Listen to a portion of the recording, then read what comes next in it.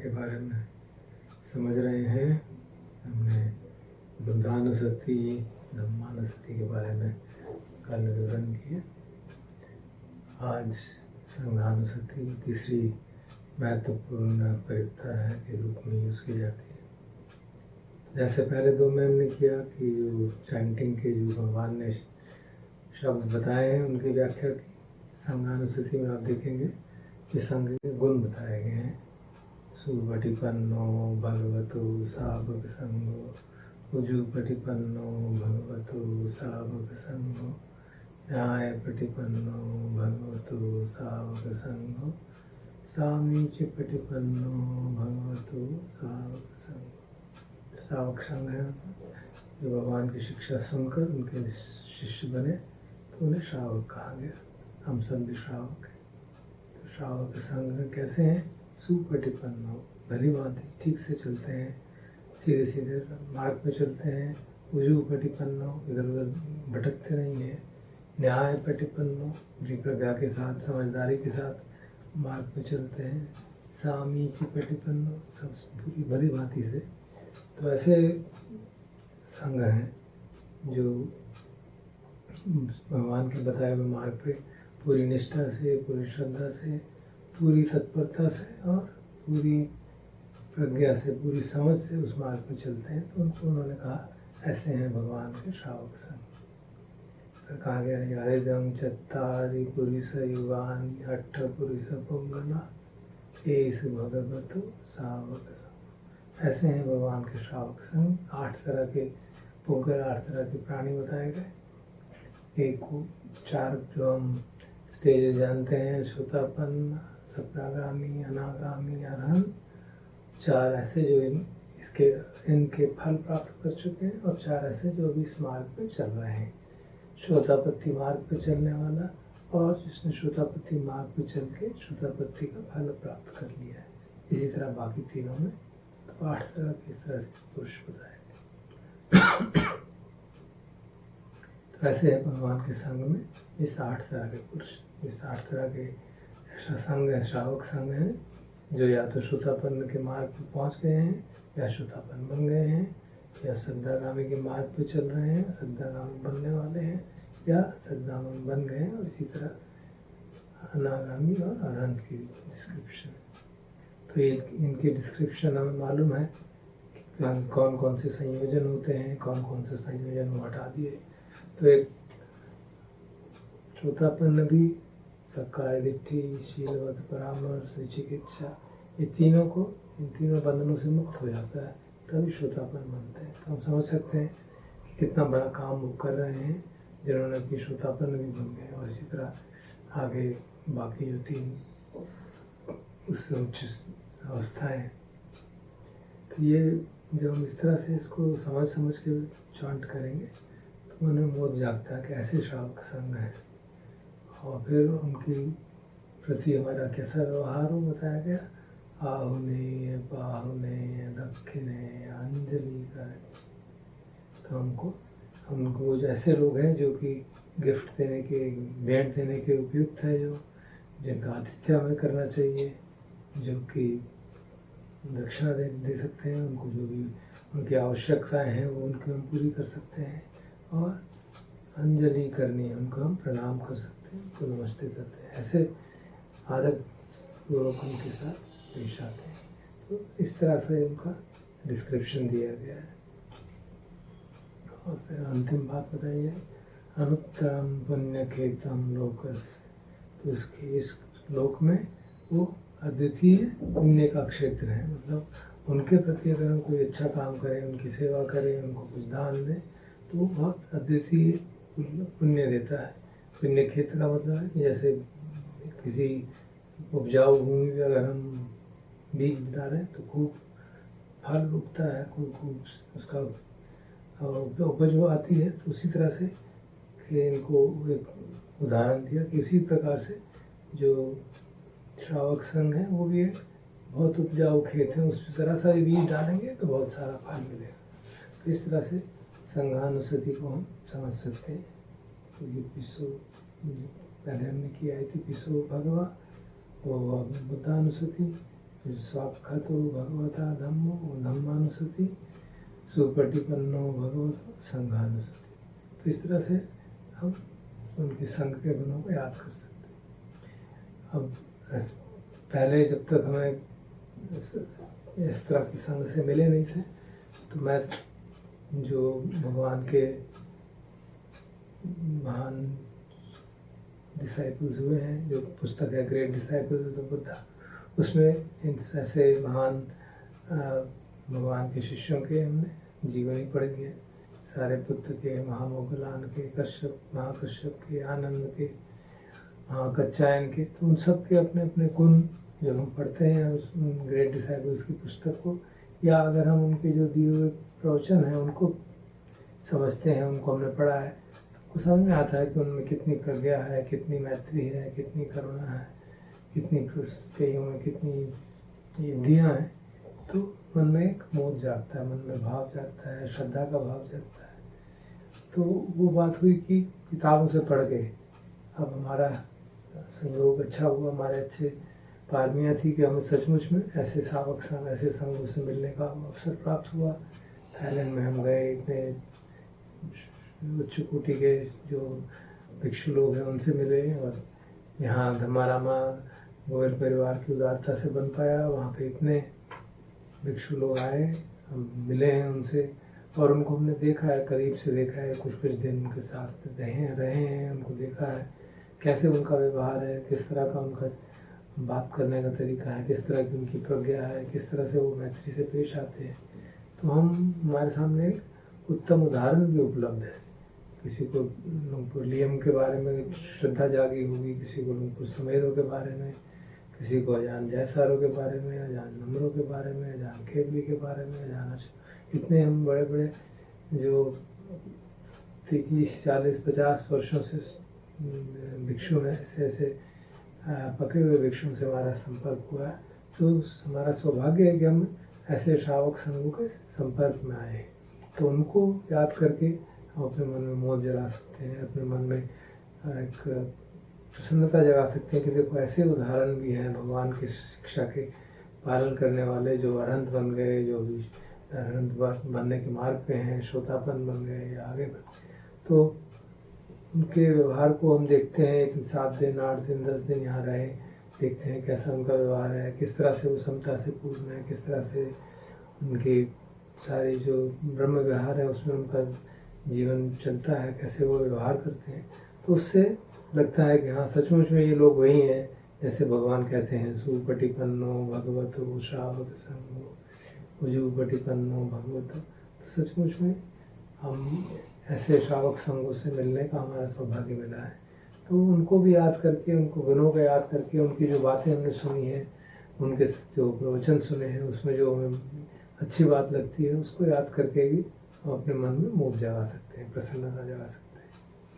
मैं जब हमारा में बैठता हूँ, कभी कभी देखते हैं जब ये चर्चा होती है संघानुसति की, तो आँख खोल के सामने जो चित्र लगे हुए हैं, लुंगपुर मुन का, लुंगपुर चा का, अजान सुमेधों का, लुंगपुर लियम का, तो ये 4 चित्र देख के भी मन में लगता है कि हाँ देखो ऐसे भगवान के श्रावक संघ हुए जो उच्च कोटि तक अवस्थाओं को प्राप्त किए। तो अगर आप लुंगपुर मुन की बायोग्राफी पढ़ें, लुंगपुर चा की बायोग्राफी जैसे स्टिलनेस फ्लोइंग हम पढ़ रहे थे, तो उससे भी मन में मोह जागता है कि देखो कितने अच्छे साधक रहे, कितने अच्छे श्रावक संघ रहे भगवान के, बिल्कुल उनकी बताए मार्ग को कितनी अच्छी तरह से समझा, कितनी अच्छी तरह से वो उसको चले। तो मन में मोह जागता है, प्रसन्नता जागती है, श्रद्धा जागती है, और यही संघानुसति का स्वरूप है। संघानुसति के लिए जो आज हमने चैंटिंग की, रतन सूत्र की, वो भी बुद्धानुसति, धम्मानुसति और संघानुसति के लिए काम ली जा सकती है। उसमें भी कई गुण बताए जाते हैं, जैसे इदम फिर बुद्धे रत्नम पनीतम, बुद्ध में ये रत्न है, इदम फिर धम्म में रत्नम पनीतम, धम्म में ये रत्न है, बुद्धम भी संघे रत्नम पनीतम, संघ में ये रत्न है। आज जैसे हमने चांट किया, उसके अगर हम मतलब समझे तो उसमें भी हम पढ़ सकते हैं कि हाँ बुद्ध में क्या क्या गुण है, धर्म के क्या क्या गुण है, संघ के क्या क्या गुण है। जैसे आज संघानुसति कर रहे थे तो उसमें जब बात आई थी कि जो श्रोतापन बन जाता है वो 7 जन्म से अधिक उसके जन्म नहीं होते, चाहे उससे कोई भूल भी हो जाए क्योंकि अभी पूरी तरह मुक्त नहीं हुए, तब भी उसका 8वां जन्म नहीं होता। और एक और उन्होंने बताया उसके गुण के बारे में कि अगर उससे कहीं संयोगवश थोड़ी सजगता नहीं रही और कोई भूल हो जाए तो वो छुपा नहीं सकता, वो अपनी भूल को प्रकट करेगा। तो इस तरह से इन चैंटिंग के माध्यम से भी हमको बुद्ध के, धम्म के और संघ के गुणों के बारे में अवगत होते हैं हम, और उसको भी जान के मन में प्रसन्नता जाती है। रतन सूत्र में जो इदम भी बुद्धे रतनम पनीतम, इस तरह से बुद्धम विधम में है, संक्षेप में आपके सामने उसका ट्रांसलेशन कर देता हूँ कि जो बुद्ध के रत्न जो बताए गए हैं वो वही जो हम अधिकतर वही जो हम कर चुके हैं डिस्कस, कि वो विराग हैं, हम अमृत को उन्होंने प्राप्त किया है, और उस जो उनकी शिक्षा है उसके समान कुछ नहीं है। और वही शिक्षा उसको धर्म की, उसका सद्गुण है कि उस धर्म को पालन करके हम भी उसी स्थिति तक पहुंच सकते हैं जिसमें समाधि है, प्रज्ञा है। तो देखेंगे कि संघ के गुणों के अधिकतर वर्सेस जो है उसमें संघ के गुण आते हैं। तो क्या संघ के गुण है कि अगर आप उनको एतेषु दिन्नानि महत्फलानि, अगर संघ को आप दान देते हैं तो उसका बहुत बड़ा फल होता है, ये एक उनका गुण है। और उनके एक और गुण क्या है, ते परिपत्ता अमृतम विगाय, वो अमृत को प्राप्त करके वो हमेशा लब्धा मुदा निबुतम भुंजमान, हमेशा शांति में, निर्वाण की शांति में रहते हैं। और फिर ये संघ का एक और गुण, यथंद खीलो पृथ्वी सितोसिया, जैसे कि एक खंबा धरती पे गड़ा हुआ हो और हवा से हिलता नहीं है, तो उसी तरह से वही उपमा जो है ऐसे संघ की दी गई है, जिसने कि यो आर्य सच्चानि अवेच पश्यति, चारों आर्य सच्चों को जिन्होंने पूरी तरह से दर्शन कर लिया है, जान लिया है, तो वो भी एक संघ का एक महत्वपूर्ण गुण है, उसका एक द्वितीय रत्न है उसमें। फिर संघ का एक और, जैसे मैंने बताया, 7 जन्म के बाद अगर उनसे कभी भूल भी हो जाए तब भी वो 8वां जन्म कभी नहीं ले सकते। अगर सती कम भी हो जाए तब भी 7 ही जन्म ले जाते हैं। और उससे वही जो बात बताई थी कि पहला सुतापन बनने पे शीलबद्ध परामर्श, विचिकित्सा और सक्काय दृष्टि समाप्त हो जाती है। ये संघ का गुण है, और इसलिए वो किसी भी अपाय लोक में, नीचे के लोकों में उनका जन्म नहीं हो सकता। ये उनका एक और गुण बताया संघ का।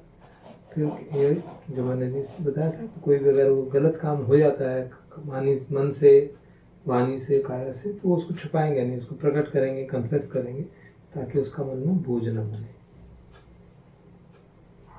तो इस तरह से हम बुद्ध के गुण, संघ के गुण भी रतन सूत्र से भी पढ़ के समझ सकते हैं। तो इस प्रकार हम संघानुसति का भी उपयोग कर सकते हैं। तो अब थोड़ी देर ध्यान करते हैं और अपने मन में जो चैंटिंग है संघानुसति की, वो चैंट करके जिस किसी भी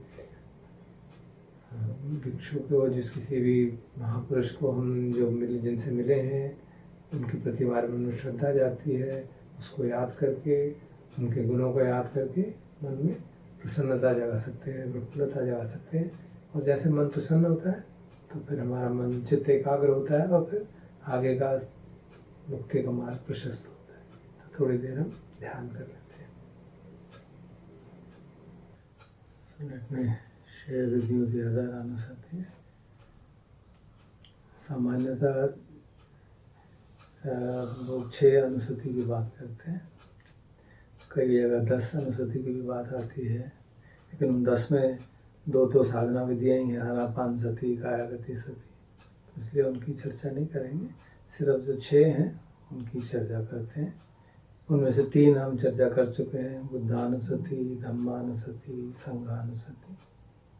चौथी जो महत्वपूर्ण अनुसति, बहुत आपको याद होगा, अजान केवली आए थे, उन्होंने भी कहा था मरणानुसति।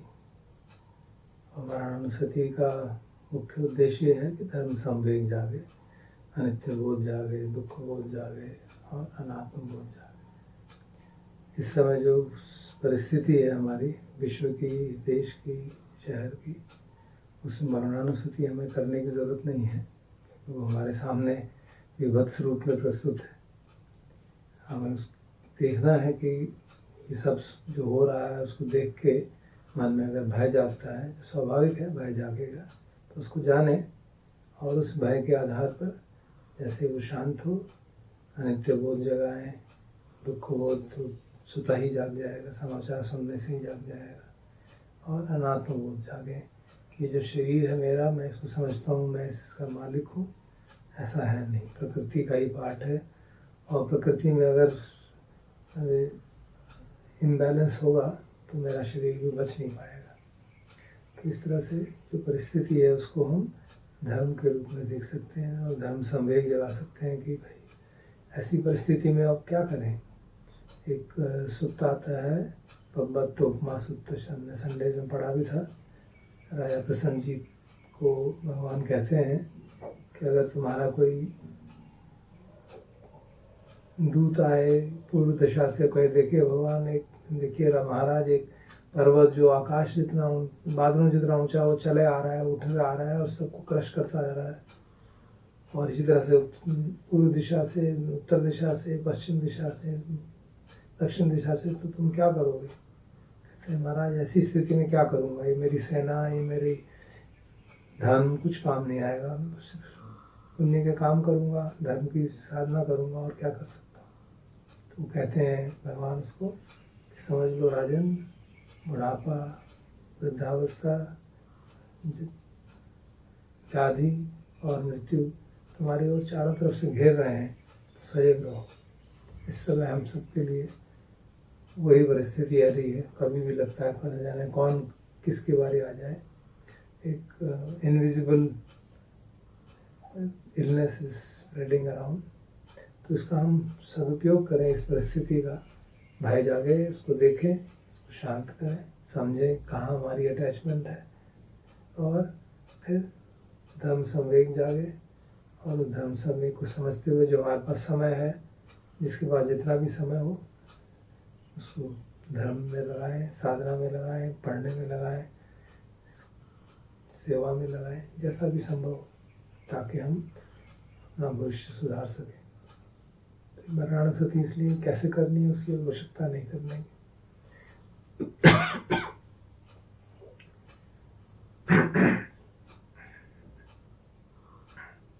जो दो और अनुस्मृति हैं बहुत महत्वपूर्ण है हमारे समय, हमारे मन को शांत करने के लिए, मन को अपलिफ्ट करने के लिए। एक है त्यागानुस्मृति, दूसरी पुण्यानुस्मृति। त्यागानुस्मृति का मतलब जो हमने त्याग किए हैं, जो हमने बेसिकली दान दिया है, जेनरोसिटी के काम किए हैं, उसको याद करके मन में मोद जागे, प्रसन्नता जागे। हमने किसी वस्तु का दान किया है, पैसे का दान दिया है, किसी फैसिलिटी का दान दिया है, अपने समय का दान दिया है, अपनी बुद्धि का इस्तेमाल का दान दिया है, जिस भी तरह से गरीबों के लिए किया है, धर्म के लिए किया है, माता पिता के लिए किया है, जो भी किया है उसको याद करके प्रसन्नता जागे, अहंकार न जागे। ये बात समझ में आए कि कृतज्ञता जागे कि परिस्थितियाँ ऐसी थी हमारी कि हम ऐसा दान कर पाए, हम ऐसे लोगों की सेवा कर पाए। तो इस तरह से त्यागानुस्मृति से कहा गया कि अपने दान को याद करके मन में प्रसन्नता जगाए। और जो छठा है पुण्यानुस्मृति, दान भी एक तरह का पुण्य है, इसके सिवा भी हमने कई पुण्य किए हैं। अपने मन को रेस्ट्रेन करने का अभ्यास किया है, इतने वर्षों से साधना कर रहे हैं, मैत्री का अभ्यास किया है, साधना की है, अपने आप चित्त को स्वच्छ करने के लिए साधना की है हमने इतने वर्षों से, तो पुण्य का काम हुआ। मन में जो पुण्य, जो कुशल चेतना जागती है, तो नाना प्रकार से पुण्य का काम किया है, लोग सेवा के काम किए हैं, धर्म सेवा के काम किए हैं, गरीबों की सेवा के काम किए हैं। जिस प्रकार का भी हमने कुशल काम किया है, उसको याद करके मन में मोद जागे। और जब जब कठिन परिस्थिति आती है, डिप्रेशन होने लगता है, बेचैनी होने लगती है, घबराहट होने लगती है, तो जाने कि जो हमारे पुण्य हैं वो हमारी पुण्य पारमियाँ बनेंगी, और उन पारमियों के बल पे हम अपने आप को we can raise our mental status, uplift our mind, और फिर मन शांत करके साधना कर सकते हैं, ताकि जो भी मन की विषम परिस्थितियाँ, ऐसे वातावरण में जागना स्वाभाविक है, मन में क्षोभ जागना, उदासी जागना, ये भय जागना, तो उन सब कुशल मन की चेतनाएं जो जागे उनको देखें, उनको शमन करें, और साथ साथ पुण्यों को याद करें, अपने दान को याद करें, तो उससे उन विषम परिस्थितियों को शमन करने में मदद मिलती है, मन शांत होता है और फिर हम साधना और अच्छी तरह से कर सकते हैं। तो इस तरह से ये 6 मुख्य अनुसतियाँ हैं ये हम इस्तेमाल कर सकते हैं। इस समय 5 ही हैं। जो 5 अनुसतियाँ हैं, बुद्धानुसति, धम्मानुसति, संघानुसति, छागानुसति, पुण्यानुसति, इन 5 को जिसको भी जो सुझाए, जिसको जो रुचिकर लगे उसकी अनुसति करें, ताकि मन जो है हमारा प्रसन्न रहे, शांत रहे और मन में बेचैनी कम हो। तो इस तरह से ये अनुसतियाँ बेसिकली रिकलेक्शंस, जो आनापानसति, कायागत स्थिति, तो मेडिटेशन टेक्निक्स है। इसके सिवा 2 और अनुसतियाँ कभी कभी कही जाती हैं, देवता अनुसति, उपशमानुसति, वो अभी शायद मानस उस तरफ जाने का नहीं है, तो इसलिए 6 अनुसतियाँ को ही चर्चा करके हम वाणी को विराम देते हैं। तो थोड़ी देर इन अनुसतियाँ का जिसको जो सुझाए साधना करते हैं, मन को लिफ्ट अप द माइंड, मन को शांत करके, प्रसन्न करके, इन अनुसतियों के माध्यम से थोड़ी देर और अभ्यास करते हैं।